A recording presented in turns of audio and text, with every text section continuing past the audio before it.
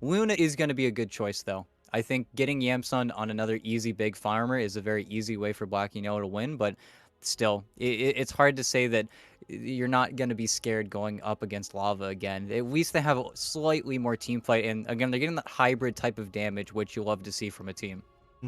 Yeah, the ability to not just be all in on one sort of physical DPS is going to be big, and I think the Luna, sure, you don't have the same degree of maneuverability that Yamsun did in the previous match on the Weaver, but you're going to be a little bit safer and you're going to farm, I think, a little bit more stably with the Luna compared to what they tried with the Weaver. So we'll see how that can go for them. Meanwhile, fourth pick coming in, and yeah, this is a pretty solid Rubik game. Of course, you do have to be maybe a little bit careful of that silencer just shutting you down, but plenty of spells for the Rubik to take here that he can immediately make use of.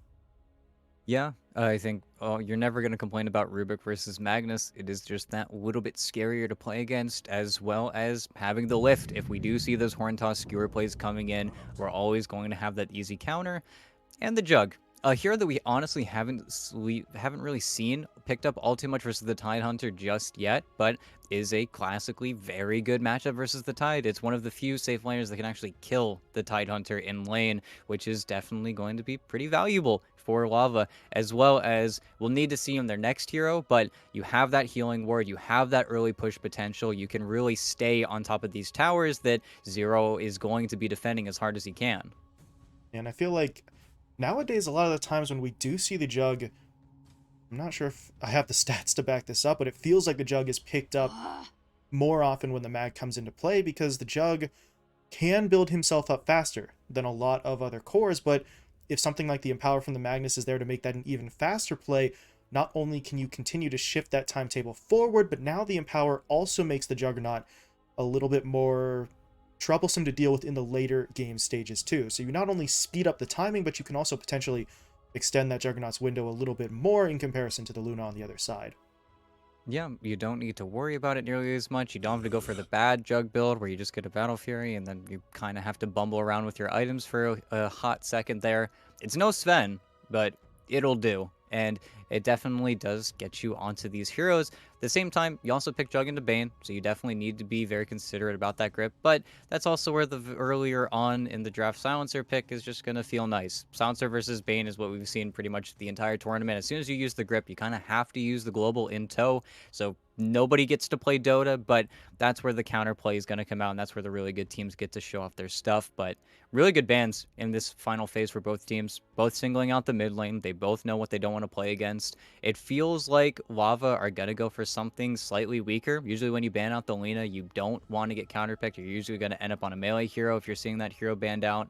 Void Spirit's still in the pool, but Lava are probably considering whether or not they want to ban out one of the spirits because they very easily could let the Void through and then pick up the Storm, but we'll have to see what they want to go for. I'm guessing we're going to see a little bit more of an active style coming from Sammy Boy. At least I hope so. I hope that he's not on another hard farmer. Otherwise, we could end up in that same situation where how do Black and Yellow actually get into these fights? They need someone to really start these engagements because I don't think they want another draft where they just have to run at their opponents. Hmm. Ban on the Leshrac to close things out there for Lava. So they leave both the Storm and the Void Spirit in there. So honestly, either one of those heroes would be exactly what you were just describing in terms of that sort of dynamic playmaking hero, avoid that just sort of hard farming option. Of course, if they want to get a little bit riskier, we do still have other heroes in the pool. We've seen Sammy play the Queen of Pain before, although that would be a risk. Just way too much, honestly, considering what Lava have put together. So they'll go for the safer choice. The Void Spirit picked up, and now if you're Lava, do you just put Leo style on the Storm and try to run those two spirits at each other, or do they go in a different direction? Yeah, they could go for the Storm. They could go for the Bat Rider. I think that would also be a little bit annoying here for Black and Yellow. Both of their supports are pretty adept at dealing with it, but at the same time, Leo style Bat just runs at you. He takes your map away, and then he gives all of the farm over to Kataro. It would definitely just be kind of that 2.5 where you're not really a true mid laner. You're just taking all that space and shoving it into the Juggernaut, which is something they could definitely go for, but at this point, we're really just up to whatever Leo style wants to pick. We could see his puck again, for all we know, but yeah, very simple. They leave the void in, they don't ban it out, so they pick it, and then they get the better matchup. Storm versus Void is already going to favor Leo style a little bit more, but it's also looking like a pretty good Storm game. So, makes sense in this last phase. Yeah, certainly makes sense for them. And now for the Storm, normally you have to play a little bit carefully, and yeah, sure, technically that will still apply here. He can't exactly jump into anything he wants, but to a certain extent, you can almost play with the Storm as a bait. If Black and Yellow collapse to try and defend against the Storm, then you're grouped up for an RP, you're grouped up for the Static Storm, and Moose can just shut down that counter initiation instantly with the Global Silence. So if you're Black and Yellow, you're almost stuck in a situation where it might just be better to let Leo Style go for his play than try to sort of counter it out with a full-on team fight. Yeah, and really to highlight it even more, it is going to be and going to feel a lot like a spirit game. Whichever spirit is more successful is going to set the pace. All of the supports in this game are so susceptible to getting initiated on.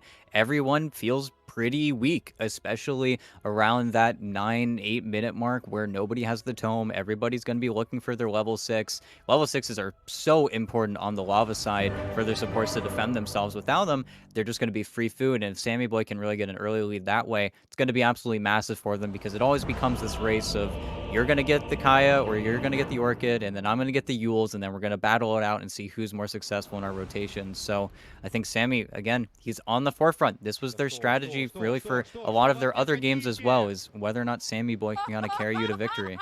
Yeah, and I mean, there's nothing wrong with that strategy, to be perfectly honest. It's just, it feels like too often it drifts into the can Sammy Boy lead us to victory versus can Sammy Boy save us because we're about to drive off of a cliff. And Sammy is certainly a very talented player, but you would like it if he didn't have to bear so much of that responsibility all the time for this squad. But we'll see, right? Every game an opportunity here for Black and Yellow. Obviously, things have not gone according to plan so far, but doesn't mean that this won't work out. And as you said, very sort of spirit-heavy game, so we'll see if Sammy can pull it off. And this is where the pressure maybe gets lifted off. If Sammy can get you to that 20 to 30-minute span and pass that baton, you've got a Luna. She is going to hit incredibly hard so long as Yamsun has found the farm. So the blueprint is there for the side of Black and Yellow. It's just a matter of whether or not they can sort of reach that goal. As you see a lot of scouting here. They're looking for a ward in this middle lane. Unfortunately for them, the ward was on the other side, but I think Sammy...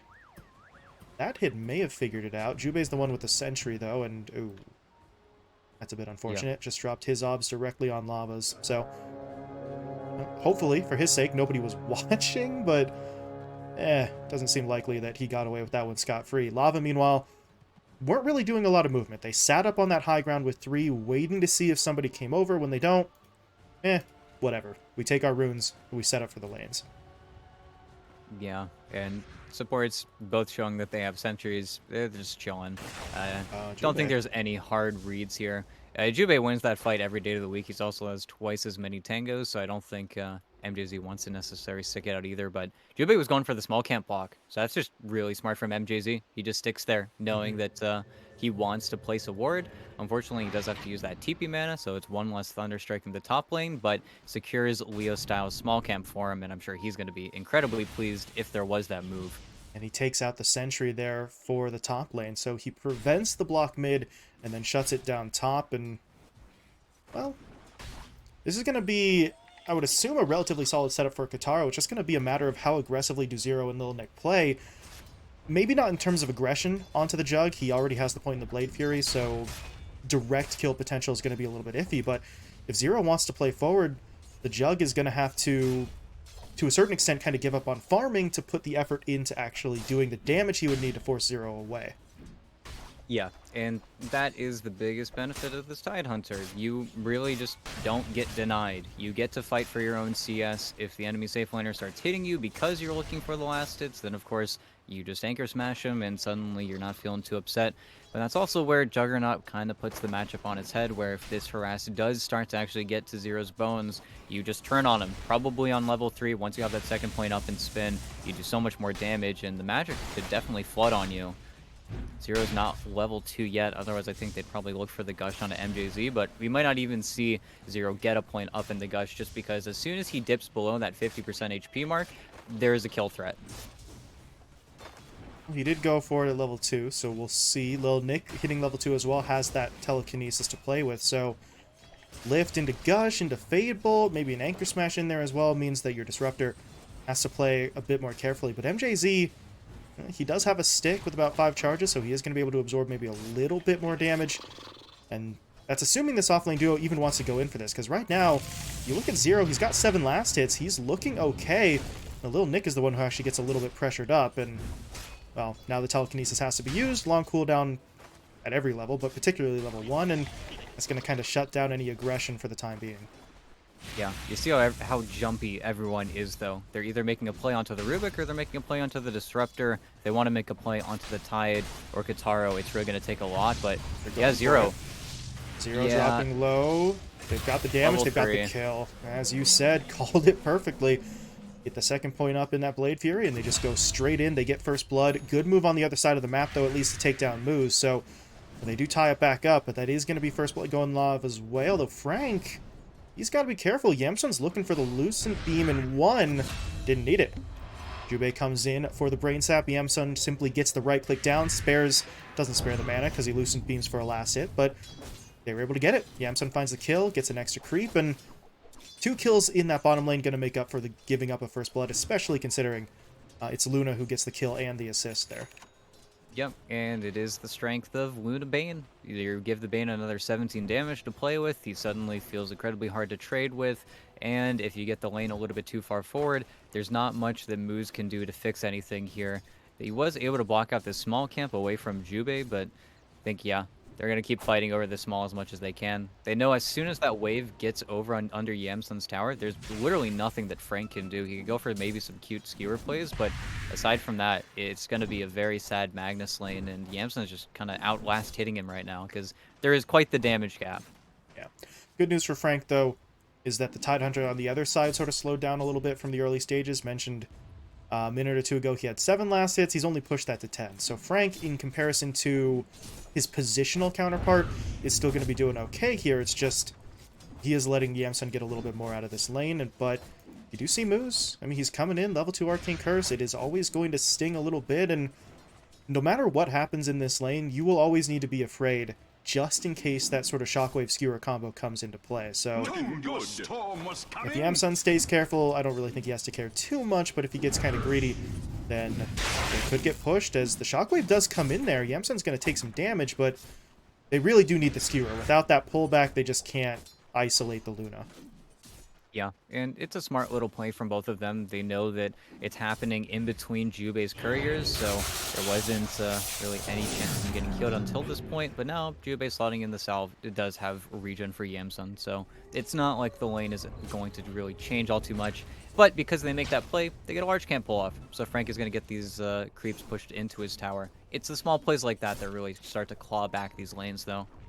Yeah, the bank's going to get a little bit of time to sort of work things out a little bit, although now he's got to shift over to try and defend his teammate. Moose got hit by the Nightmare, but Yamsun, well, he didn't actually want to push in for the fight. He takes a creep aggro and then pulls it back, so it's going to be a little bit of fight there between those two supports. Speaking of one of the supports, though, Moose, he TP's mid. They're going to look to jump on Sammy. Leo, though, he has no mana, and that works out for him anyway. Sammy very nearly finds the kill, but Leo Style will get it. Meanwhile, up in the top lane, trade off on the two supports. Zero gets MJZ first. Kataro was able to take down Little Nick. Is Jubei looking for this? Yes, he is. Oh, that would have been big if he could have found it, but Leo Style is that little bit faster. The Bane, unfortunately, has no boots here all of 6 minutes in, so he'll steal a bounty rune. That's fantastic. He can get maybe the sentry up there. Yeah, he'll do just that, and we will be able to potentially scout out this arcane rune and keep it out of the hands of Moose, but I mean, he really did want that kill, though Moose, he may just straight up die here. He does go for the deny on that rune, but Sammy's now going to come in, and this is a hand-delivered kill. Yeah, that's pretty free. You'll take that every day of the week. Unfortunately, no arcane rune for anyone, but still, get your little bit of revenge there. Moose really was the difference maker on that kill onto Sammy Boy in the mid lane. I think Leo Style would have just been dead, but Moose was just a little bit too quick on the draw there, and nobody really wanted to do a TP like that on black and yellow side. It's just a good awareness from Moose, but unfortunately not on the arcane rune. But this mid lane is actually way more even than I think it really should have been. I think that's where maybe if that small camp gets blocked off, Sammy Boy's able to pull ahead even further, but he's done a really good job of finding his levels. He's even a level ahead now after that kill, and I think he has some plays mid, but it's just Leo Style forcing him. He just wants to get the steps to be used on It's him not instead of his lane, team. though. Kitaro, well, he tries. Omni Slashes his way in, but the Tide does not care. So much so that he just straight up TPs with a full Omni Slash onto him and does manage to get away. But the reason he has to TP is because Zero's level 5. He does not have the Ravage yet, so there's really no position where he can withstand that damage and then deploy the Ravage to try and take a counter initiation. He just has to back off. So on the one hand, sure, your Tidehunter lives. Kitaro did have to use the Omni and doesn't get a kill, but Tidehunter's forced out of lane for a little bit, doesn't have the Ravage yet. You do see him making his way over to help Sammy take this stacked camp, though, and well, that's still not going to be enough to get him to 6, but at least Sammy's able to get a nice bit of gold for himself. Yeah, and now Kitaro is just going to focus pretty much solely on farming. After you use that Omni Slash, you're kind of just done. But it's those little plays like that where they kept the card alive the entire time. They push into the tower with the Healing Ward. Healing Ward is a very obnoxious spell. It's been a while since I've actually seen Jump the on a Sammy mid. Hold up. Yeah. Oh, nice Nightmare. Good play from Jubei. He just steps in and shuts that down. That, honestly, this is the power of the Bane, and Jubei in particular knows what he's doing on it. Leo style.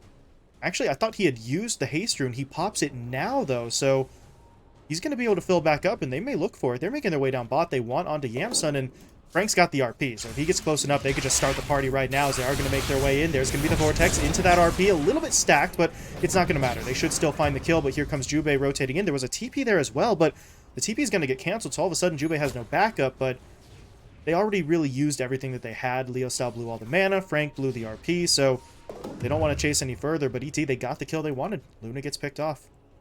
Yeah, and it really is just a matter of real estate. I think they lost track of their opponents for a second there, maybe even getting baited by their own defensive ward here on the outpost, thinking that they knew who was actually coming to this fight, but you don't want that to be your Luna. You want that to be either your Bane or your Rubik, and then you flood TPs, and then you have a play with Ravage to make, but unfortunately, again, you're seeing Zero get a lot of the safe farm, and Yamsun getting a lot of the iffy farm, and I think until we see Zero really become that unkillable Tidehunter, unfortunately, because of how bad this counter pick was, it feels rough. He doesn't even have his Ring of Health just yet, and Kitaro is hunting for him. He's just looking at him here. Without Zero having that ward, I think he probably looked for an attempt on the Tide's life, but that just shows you how kind of rough this top lane was, and kind of the effect of that lane felt across everywhere. Multiple heroes rotating their way top now. Unfortunately for them, there's no target anymore. Kitaro bails, TPs himself bot. Meanwhile, Moose. Oh, Moose. Hold up. He's not dead yet. Yamsun will finish him off, but that took quite a bit of effort. And Kitaro, he's making his way over. They've got the Storm zipping in as well. Huge Long zip, but they've got it. They'll pull in Yamsun. Jubei trying to save the day with the Nightmare, but Yamsun is still in their crosshairs, and they should be able to bring him down. Kitaro gets the kill. And now if you're Jubei, got to do a little bit of a dance here underneath your tower. Your teammates, however, are looking for a kill elsewhere on the map. Sammy and Lil Nick jump in onto MJZ, and now Sammy, he's going to TP himself down bot. There really isn't much of a fight to be had here. Kitaro is already backing away, and Frank... Okay, my eyes do not deceive me. Hold up, we'll get to that in a second, because the Fiend's Grip goes down. There's the Global Silence, however, into the Shockwave, pulling Sammy back. Kitaro needs to really focus in on one target. He was trying to chase Jubei, but pulled back now to go onto Sammy. And this is where things get a little bit dicey. Lil Nick coming in, steals the spin. He's going to try to get himself away with the TP, but the physical damage is just going to be too much for him. He gets taken down. At least Jubei gets away, but that one looked weird, ET. They sort of bring the supports in, and it really kind of felt like the fight was already over, and they had to know at that point. The Silencer was sitting on his ult. He was is level 7 now. They just didn't really take that into account. The Fiend's Grip gets shut down, and they lose quite a bit. At least the Tidehunter is able to get a tier 1 tower up top, but that's really all that they can pull. Yeah, it just feels like Lava are playing a little bit more as a team there. And you had a 40-second window there on Jubei. He got his level 6 naturally. He didn't need the tome flying out, but as soon as you got that tome on the Silencer, that was the name of the game. You get your level 6s, and then suddenly you have to be so careful with these engagements. Black and Yellow definitely kind of baited themselves into a fight that they couldn't win. Sammy should be fine here, unless he gets glimpsed back, but yeah, not enough range just yet. But still, now the collapse, it just feels like Lava are playing a little bit faster than their opponents, and Zero and Yamsun are doing a good job of taking this Ancient stack right now, especially before their opponents can make any move towards there. But unfortunately, your mid tower is just getting meteor hammered by Magnus.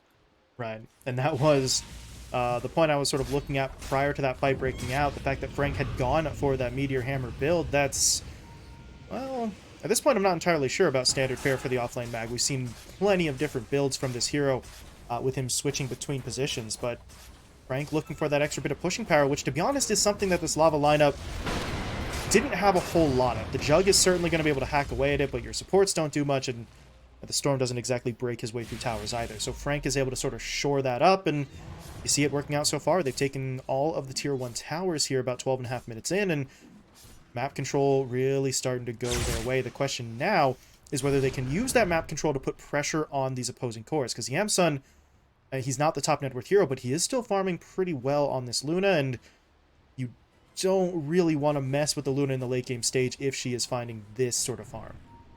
I think, honestly, we're probably going to see a smoke up on Sammy Boy's Yules. He has it if he wants to go home, and it looks like he's going to home. Can MG place the ward? Oh, you got the glimpse! Did he dissimulate? Yeah, he did. In the fountain. Okay. Oh. Heart skipped a beat there. If he gets caught, that's just brutal. I mean, he probably would have bought out for the Yules anyway, but his death would have potentially broken up any sort of aggression that Black and Yellow would have then tried to go for, as you were mentioning, with a potential smoke play. They would have had to delay that, and at that point, the smoke play, it's so obvious if you're waiting on a respawn to do it, as you know, they want it. Zero, he's got the Ravage, so they do have the means to try. The problem is, over on the other side of things, Moose, he's just sitting on the Global Silence. He's got it back up. So any play that you make right now on Black and Yellow has to either include the Silencer in it, or you've just got to be so damn fast and so aggressive with the damage that the Silence doesn't matter. And I don't know if they're in that position right now, but they are going to go for this. There's going to be that Remnant to pull in the Storm. Global comes out, though, and Leo, he's going to zip away. Second zip, though, to make sure he gets out. And Zero, yeah, he can't really keep that going. He could chase onto MJZ if he wanted to, but that wouldn't really be worthwhile. Meanwhile, down bot, Kitaro. Need vision. He's got the Fiend's Grip. They need to see him. They don't get the vision in time, and now they'll chase after Frank, but further to the north, MJZ kind of came back in. Are they going to get it? No. The Remnant's too late, and Zero, you do not Ravage for a Disruptor there. So they're going to let it go, but they got Frank. Jubei didn't give up on it. He's able to get the Fiend's Grip down, and this is a much bigger kill for them. So they're at least going to get something out of this play. Certainly took them several attempts, and it did cost them their tier 2 tower, but they find themselves a kill. Yeah, they just would have loved Kitaro there, especially having to use the Global Silence to bail out the Storm Spirit there. That was Jubei's opportunity. It's those opportunities that they keep on needing to fish for. Unfortunately, they get dragged away from that mid tower push. Originally, I thought they were just going to trade this tier 2 for the mid, just trying to get some of that map control back, but they keep on getting brought to areas of the map that honestly I don't really think they want to be playing in.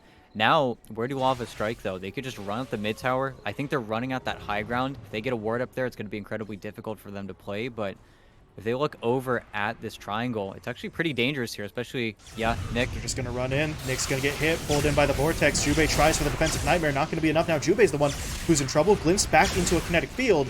And yeah, he's going to be taken down. Kitaro gets the kill, and now the Roche Pit is open, but Sammy's actually going to try and mount a counterplay. They go in onto Moose, and they will quickly bring that Silencer down. Did throw a sentry onto that high ground before he died, and question now is, do Lava go in for a second attempt here? It looks like they're already starting to shift away. Leo Style wants to push mid. Kitaro even TP'd down bot. So 2-for-1 trade on the supports. Thought for a moment that they would try for the Roche Pit, but with all the opposing cores still alive, you really would be sort of risking a secondary engagement there. Yeah, they just don't want to deal with it. We could see Black and Yellow grouping up to try and push this mid tower, but I think now they're saying, okay, he doesn't have Orchid yet. Let's not give him the play just now. We're one item away from BKB on Yamsun, and then he can be our frontliner right next to the Tide Hunter. And then they're really banking on that fight going well for them. I think they're doing still a very good job of farming the map. So Yamsun keeps on getting his opportunity to break away towards this top lane, and there isn't a Zero here already farming it, which is very important. Zero having space to move in these more dangerous positions is incredibly important as well, because he has a BKB, so he can actually look for the fight now. We haven't seen a Ravage just yet in this game, and I think we might see one very soon, especially if they decide to fight over this cliff. But problem is, if they let the creep wave get too far out, then they can't fight over the cliff, and they know about a vision here. They just got it with the courier. It's really smart from MJZ. And they're able to see that. They'll potentially avoid that area until they're ready to clear out that vision. Meanwhile, Orchid completed up on the Storm Spirit. He's TPing his way top. Long TP, though, but they still go in for it. Frank's able to get that Shockwave into the Skewer, pulling the Bane, so they are trying to get him out of the fight right away. In the meantime, Sammy going to get caught. Global Silence was used, but Leo, rather than actually pursue that kill, zipped over to help finish off Jubei. So they'll find the Bane, but they did have a real opportunity with the Global Silence to try and go for the Void Spirit, but they decide, let's focus our efforts on one hero, find that pick off, and just make sure that we don't sort of blow this opportunity, because we had already used the Global Silence. We have to get something. But now, this is Black and Yellow's chance. This is their biggest opportunity. As soon as the band is alive, still has Grip, they still have Ravage, BKB's finished up on Luna. If they were ever going to group and kill this mid-tier 1 tower, it'd probably be now. I'm assuming that after Yamsun kills this wave, yep, this is their moment. They know there's no global. Everything is going to become about the Static Storm and whether or not they can catch anyone off guard. They're trying to bait Sammy Boy right now. Oh, Frank goes in. There's going to be the Yules. The Ravage is deployed, connecting onto 3. And meanwhile, Aether Remnant from Frank, keeping him locked down. Yamsun gets the kill. That Eclipse maybe feels a little premature. I don't think they needed it, but I think they were assuming Lava were going to sort of rush in reinforcements, but it wasn't meant to be, so the Eclipse, I don't even know if you want to use the term wasted, because you find that big kill, you take the tower, and now you're the squad eyeing up the Roche Pit right now. But if you're Black and Yellow, well, yeah, you see them sort of thinking it over. Can we really do Roshan right now? It would still be risky. Instead, they'll invade that north side jungle, and Yamsun will continue to farm. And did he even... No, he didn't even use the BKB in that fight. So honestly, that goes about as well as it possibly could have for them. And Lava got to regroup now. But Frank's back in, the RP is ready, and we'll see if they make a move of their own. He tries to jump in there onto Sammy, but, well, needed the Skewer. Without it, they're not really going to be able to do anything. But now, if you're Black and Yellow, you're on alert. Frank's back in, and they're fishing for a kill. Yeah, they really don't want to give anything up here. Of course, they're going to maintain this high ground as long as they can. They want to keep on allowing Zero to cut this mid wave. They've got this really fantastic ward on the high ground here. If you can keep the Tide Hunter pulling this wave up to the high ground, then, or even Nick, I guess he's going to be the one to farm it, but you want to pull these creeps as far away as possible from your opponents. You see them doing the exact same thing. Sammy's looking for an annoying remnant. It's just a poke. Yeah, it might turn into more if he sticks around, though, because, yeah, they have Lava heroes coming in on the back line, so Sammy very wisely steps away, but now the 4-man smoke play comes out, and Lava are looking for it. They've got everything up. All those big ults are available once again, so they just need the target, and the scan, it is going to reveal some heroes. I think it actually clipped onto Lil Nick or Jubei, either one, but that's still just 2 supports. Neither one of them would be valuable, and Leo Style, that's a long jump, but the cores... They don't really want that fight. Leo Style did burn through so much mana to get there, but now Yamsun... Oh, okay, they'll turn on that. Static Storm does get thrown down. Frank is coming back in, though. There's going to be a Skewer into the RP, into the Omni Slash. Yamsun dropping low. They need to be able to defend him. Big play from Zero. Oh, my goodness. He pulls away that ult, and that allows Yamsun to TP out. Oh, my God. Jubei. I mean, he will be sacrificed there, but Zero, that's massive. Guitaro even giving him the tip for it. You can't always bank on that play happening. The Omni Slash works in mysterious ways, but Zero says, I might as well take the chance. The Luna's dead if I don't. And they managed to get Yamsun out of there safely. Yeah, it's a huge hop from him. You're able to now reset. Unfortunately, you do lose your entire triangle control, but during all of that, Sammy wasn't even looking top. He was just going to push in this bottom lane. They're adopting the strategy that they were kind of performing versus for Zoomers, where they're trying to split the map a little bit more with these heroes. Unfortunately, Lava is trying to get active, but I don't think that they can actually do Roche just yet here. This is one of those interesting games where neither team really wants to do Roche, but they want to kill you around Roche, or they want you to start it first. And I think that's where, with Ravage again, they want to get aggressive. They know that there's no Static Storm for 20 seconds, but okay. Jumping forward, they see Guitaro first. They don't have any means of locking him down, however, so this is getting a little bit weird for them, but you see Sammy.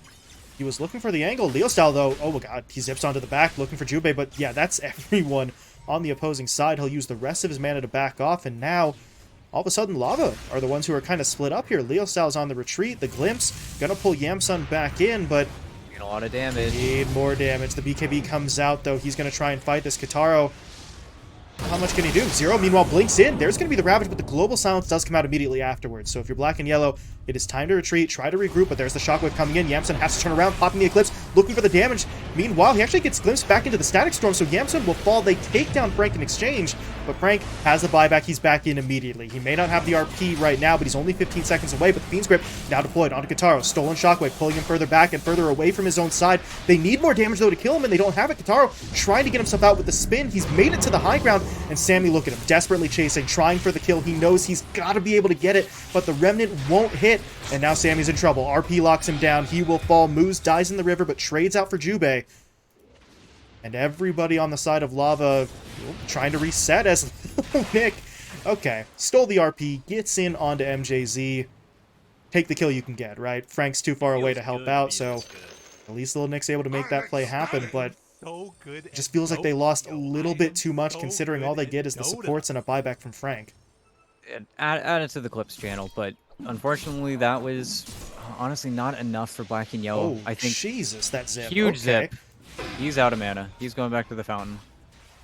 Well, that's one way to do it, but Okay, yeah, that's confidence. We'll put it that way. But now Leo Style, I mean, he's not going to get punished here, but you have to go back, right? Or is he just going to sit and wait? around. Okay. He's just gonna walk around. He's got a Kaya now, so that play gets a little bit easier. But that was huge from both sides. Honestly, the 3, 4, and 5 from black and yellow holding down Kataro there as long as they did. They were really working for that kill, but being able to finally get it, the fight got really spread apart. But that's also Lava just doing a really good job pushing their opponents away. Fortunately, Jubei looks like free, and he is free. That's unfortunate. Yeah, that shard really helping out Kataro as he's just able to push his way forward. And will we finally see a Roche attempt here?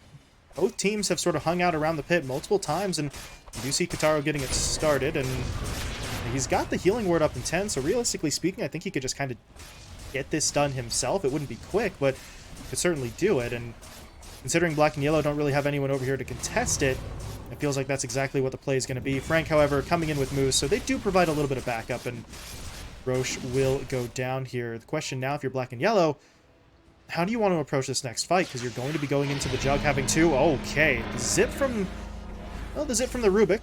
Stole it, tried to jump in. Good instinct for sure, but oh boy, Leo. Well, he doesn't have mana himself, but MJZ's able to get in there with the glimpse, and Little Nick will be punished for that play, but to be honest, you have to give that a try, right? And if he's a second or two earlier, then the timing syncs up perfectly. And even if he dies, it's a position for Rubik. It was, I would say, worth the attempt. But now, you do have to deal with 2 lives on this Juggernaut, and Kataro, just buy a Shadow Blade? Is that what that was? Yeah, he's got a Shadow Blade now. It's so that he can find Yamsun. He wants to give vision. There really isn't anyone to kind of give that sight over to Frank to find those RPs, but if you find the Luna, then you kill her. Quick jump on the Moose. Die. Okay, so the threat of the Global Silence gets taken away. The question is, what else can they get? Frank and MJZ kind of stuck in between here. Frank's able to blink out. MJZ obviously not as fortunate as he will be taken down, and well, there's your answer, right? How do they deal with the Aegis? You don't. Pick off around the edges, find the 2 supports, continue farming on the Luna, and all things considered, baby, you can just wait this out. If you can avoid Lava pushing these lanes out any further, then they have a legitimate shot at that. Yeah, the only way that black and yellow lose this game is if Yamsun dies another 3 times in bad teamfight situations. So if they never give them the team fight, then they are going to at least stall them out for the time being. I think that's where black and yellow have definitely set themselves up to, again, fill the space a little bit easier than they did. They were really kind of stuck to their guns in the previous game, where now they have a little bit more flexibility to play in and around the edges of the map. And unfortunately for Lava, they don't really have the best tools for starting that fight. It's always whether or not we have vision. And if black and yellow can keep playing a very tight vision game, then it's very hard for Lava to find these picks, because again, their support duo isn't the most dynamic. It really is Glim. Okay, he got down the global this time before he dies, and now Frank wants in, but they don't actually cancel that TP in time. They don't cancel any TPs. What? Everybody's getting out other than Jubei. Yeah, he's sticking around for the D ward, so the man knows what he's about. Everybody else can get out of there. I'm going to take the ward out, and that was big. That's global for 1 kill onto a Bane. Hey, he got 255 for the ward. He fed 240. That's money. That's business right there. But that's also a lot of space. Because again, Sammy Boy doesn't even look at the fight. He looks towards bottom and then pushes his out as much as he can. Unfortunately, because they did get picked off in the top lane, there is going to be pressure now onto your tier 2. But I honestly think that they're just going to wait out this Aegis. Just wait another 2 minutes. Don't give your opponents any opportunity. The other thing they know is that if they use this Ravage in a bad way, they are going to lose a building pretty much for free off of it. So a tier 2 that they could possibly defend in the mid lane would now become a free objective for their opponents.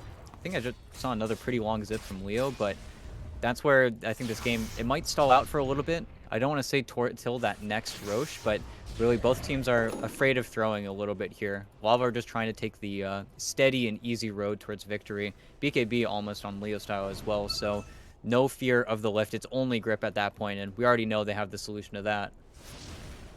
Yeah, they're just going to sort of play this one slow and steady to a certain extent, not willing to give up too much, and honestly, that kind of feels like the right call, because at this point, they're not massively far ahead. You take a look at the net worth, it's hovering between 1 and 2k. The Luna is very farmed, a 0.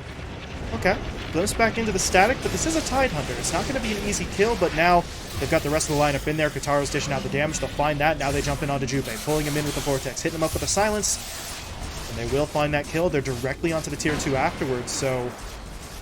well, I said it wasn't going to be an easy kill onto a Tide Hunter, but if you can have 3, 4, 5 of your heroes there, then things become quite a bit less difficult. And now, Kataro's going to push the high ground. Aegis for 40 more seconds. They force the glyph. Yeah, no one's bad. here. Sammy's out of the base. Yamsun's out of the base. Of course, obviously, the other 2 heroes are dead, so they're not going to be able to contribute just yet. So the tier 3 just gets taken down for free. And now, if you're Lava, it's decision time. Do we continue? 25 more seconds on the Aegis. Kataro says, I'm just going to go for it. It's only Lil Nick here right now, but that's going to change. Jubei tries to come in, but the Manta is going to sort of prevent him from getting any sort of lockdown in place early. They just really do want this Rax. The Nightmare, though, puts Kataro under. Going to remove it with the illusion, however, but now here comes the lift. They're just trying to slow this down as best as they can, but eventually Kataro finds his mark.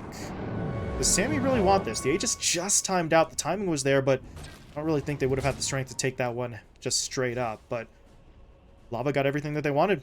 They used the Aegis to take a full lane of Rax. They don't lose a single hero. They didn't force any buybacks, I suppose, if you're really looking to sort of ding them for something. But now it's about the fight.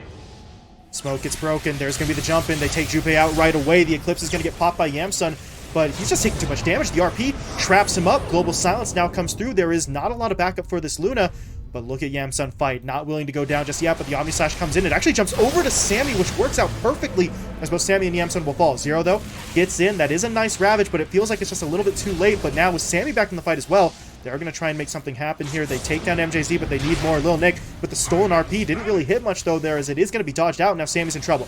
Silenced up, on the run, trying to track him down. Jubei coming in with the Fiend's Grip, trying to create a distraction. Sammy, though, just gets pulled back into the fight. He'll die a second time, and this is where it all falls apart. Black and Yellow running out of gas. Zero's just going to get run down. And that, well, I was going to say that might just be it. Lil Nick did use his buyback. There is one on Zero, so maybe they could hold, but that depends on whether or not Lava actually want to push in the first place. They're regrouping here, but they don't have either of the supports. They would have to be a little bit careful if there is some sort of fight, but they've got the numbers and they've got the damage.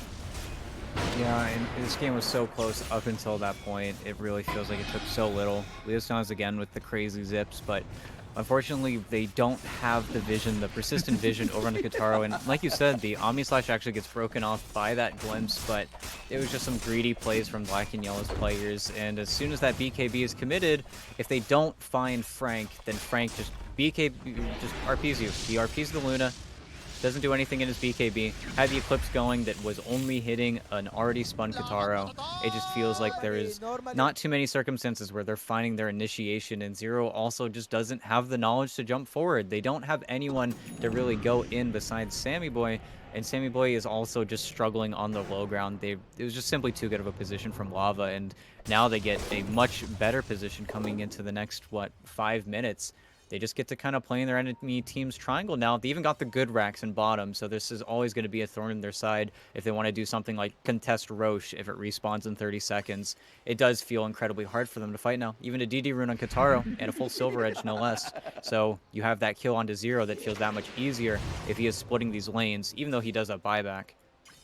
Yeah, and it just feels that little bit more frustrating, I think, for Black and Yellow, because in game one, it was pretty easy to see they just got straight up beat up from the outset and had to put a lot of effort in to sort of draw things out and still lost. This time it felt like up until the last 5 to 10 that they were not even, but certainly trailing by less in comparison to where they were in that previous match. It's just they haven't really been able to find these fights, and now Jubei, he's going to get jumped in on. He is immediately taken down. Ravage comes out from Zero, though, and they do actually take Kataro down as well as Leo. So this trap, it's working out quite nicely. They found 2 kills. They're on to MJZ now as well. They'll take him down. Little Nick, meanwhile, with a stolen ball lightning, is trying to track down somebody, but the silencer TP's away, and Frank's able to get out with the skewer. But that is finally the fight that Black and Yellow wanted. They had to wait quite some time in that tree line, but they get it. 3-for-1 trade. Look at the gold that they get. 37-49 into their hands. It's obviously not going to move the needle too much, but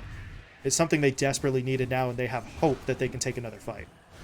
Yeah, it's huge, and with 30 seconds on Roche, they might be able to put enough pressure on it where 20 seconds for really any of the important cores in Lava to come up, they might actually be able to take a lot of momentum here. That Aegis will now allow Yamsun to play way more aggressively, and then suddenly you can't just blow an RP on him. You can't just blow an RP to get Aegis, then you're so weak versus these supports, and then you just basically die. But they need to scout it out. That's going to be the important thing here. If they take away this outpost as well, it's going to be incredibly difficult for Lava to actually find the fight that they need to, because look at Roche. He's right there. Back up. Aegis ready. Shard is available. Sammy's going to get it started, and as you said, they take that outpost. So now, what response can Lava really put together? Other than the Storm just going for another long zip, which, to be honest, it's a real possibility. We've seen Leo Style zip farther across the map for much less, and they scanned it out as well. He just needs the timing. He's going to zip his way forward, jumping into the pit. Sees that initially. He's going to try and go back in for it. Didn't get it, but now he might be able to find some kills. Sammy's going to get taken out. RP from Frank connecting in as well. And Zero, he doesn't have the Ravage. There's nothing he can do. Yamsun is stuck now in the Static Storm as well, and they're just going to lose his first life. And by the time he comes back up, there's not going to be any backup. Zero gets pulled back in. He'll be taken down. Yamsun's just going to look for the TP out, but he can't make it. Kataro in with the Omni. Just too much. They're going to be able to take Yamsun down before that TP can complete, and if you're Black and Yellow, you can't really fault the decision-making there. They had to go for Roche. They had the opening. It's just Lava brings those reinforcements, and really felt like Black and Yellow didn't have as much forewarning as they should have, which is strange because they had the wards up. It's just everyone sort of panic reacts to Leo style and then stops paying attention to the rest of the lineup coming in. Yeah, and they do get the buyback now. They know. It really just Sammy Boy getting ripped to shreds by that zip is what caused all of that to go down so poorly for them. He even just dies, and there's no response. There was no lift. There was no Fiend's Grip. Missed the skewer there, but this is still feeling very hard and very easy for Kataro. They're even going to back up. They're so patient. They're not willing to give their opponents anything. They know that very realistically they could die to another Ravage. They don't want to throw away their game here. But now that Aegis is really off of the table for both teams, how Lava decide to look for their end game here, their win condition isn't that obvious. It's kind of just whether or not Frank can get a massive RP, which he did in that pit right before, but they're probably going to wait for it. They've gotten 5 seconds here, but anyone dies, they are going to remain dead for a very long time. If they find the kill into the Luna, the game is just going to be over here. And to be honest, for Lava, I know fans of the team don't really want to hear me bring it up again, but I think this might be a little bit of result of that unfortunate performance on the TI stage. Really do hate to drag it back up, but they did go winless in that group stage. So this is a team where back in the day, back when they were with Thunder Predator, they didn't always show this degree of sort of patience and discipline. Sometimes that they just rushed things a little bit, and a lot of the times they were just so good that it didn't really cost them anything. But you get to that international stage, and some of those plays you used to get away with don't work out anymore. Maybe that's now why Lava are being a little bit more methodical at this point. Of course, Black and Yellow, maybe not, TI caliber teams, but the lesson seems to still have stuck, and Lava are not going to rush through this. The only problem is taking it slow and steady bears some risks as well. You see Yamsun, he's got up the Satanic, and we don't really see any means of them stopping that lifesteal, right? No Spirit Vessel, no Scotty, nothing of that nature. So this could get big, and look at this. Black and Yellow, they realize they have an opportunity, a moment to try and push out. Sure, the buybacks are very limited, but they don't want to sit back and wait for their opponents to come to them. They're going to look to start the fight. Zero, though, does throw out the Ravage. Actually does hit onto the two supports, and they've taken... No, they haven't. Moves. How did he not die there? Sammy wasn't able to finish him off as Leo Style pulls him back in. Meanwhile, in the lane itself, Yamsun thought he had backup, but everyone was sort of preoccupied with that side fight, and that's it. The GG gets called. Black and Yellow, good idea, poor execution. They really just had to kill Moose there. Without that kill, they just couldn't do anything further. Yeah, Kitaro also just has the perfect item. He knows that once he gets BKB, he doesn't need to worry about absolutely anything. He doesn't get stuck in his spin, as sometimes Jugs do, and they just get beat up. They don't get their Omni Slash off, but instead, he pops his Invis, he walks forward, they don't get the ward sentry combo, they only place the ward on not even the highest of the high ground, just kind of the middle of that real area, and then suddenly you get Omni Slash, you're all by yourself on the Luna, you try to Satanic in the creep wave, you immediately get RP'd by Frank. It was just a collapse onto the Luna. I think that's why Yamsun GG is so fast, even though his teammates were alive there. They knew Ravage was spent, you were dead without buyback. It's an unfortunate circumstance, but again, you can't really fault Black and Yellow all too much for trying further out there. If they catch a hero on the low ground like Leo style, they pop the Ravage, they kill the Storm instantly, then maybe they can kind of ham fist a fight together where they can pull it back. But unfortunately, what happened. They go to the low ground. They don't see the Jug. Again, the battle was all about vision. Whoever saw each other first was the one who could make that correct assessment. We didn't see really all too much of that vision control going in Black and Yellow's favor, where Lava were just a little bit too solid. It felt like both Frank and Leo style were constantly having that knowledge before they made the jump. And then you also just have this Katoro Jug just running in always, never being afraid of anything, and then that BKB just making him even less afraid of anything. It was just a really nice Jug pick, but also just really solid play from, I think, again, everyone on Lava. Just incredibly solid and stable. Very stable, very collected, right? Didn't really feel like we saw too many instances where they were making sort of panicky decisions. They just had a game plan, they execute, they know our team fight, as long as we sort of don't mess it up or get too greedy, we're going to be able to outplay anything Black and Yellow can put together, and we really did see that come into play. So Lava, to be honest, coming into the matchup, they were obviously the favorite compared to Black and Yellow, but being able to live up to those expectations, get themselves that 2-0 sweep, obviously has to feel good for them as they begin their march up those standings. Meanwhile, for Black and Yellow, unfortunate. They're still sitting on just the one win, but if we're looking for silver linings, that Game 2 performance ET, it felt much stronger. It felt like they were sort of in it and fighting for longer than they were the first time around. Yeah, definitely. And there was definitely the fear in Lava's eyes for a lot of that game, but it's two picks. It was Zero and Jubei suddenly dying, and then Lava having that just split-second decision to, okay, we can turn this Roche into more, into the mid-racks, into forcing our opponents into forced errors, and then suddenly the game just looks impossible for Black and Yellow. It was so even for so long where they were making those good split decisions, and then suddenly your opponents just catch you, and then it becomes a much harder game to carry for your individual cores there. But still, you got to give them props for still shooting their shot. Black and Yellow were still looking for their outs. They were playing what was probably their best bet, but unfortunately, it's just not enough. But Black and Yellow, it doesn't look good so far, but again, only one team gets eliminated here in the group stage, so it's only going to take that little bit to maybe get you over the hump, especially considering, I believe, simply 2 based are in a similarly sort of weak position in terms of their record. So Black and Yellow trying to take steps forward here. They don't get any points, don't get any wins, but they did look maybe a little bit better than some of the previous series we've seen from them. Either way, though, that is Series 1 in the bag here. Congratulations to Lava BestPC for the 2-0 victory.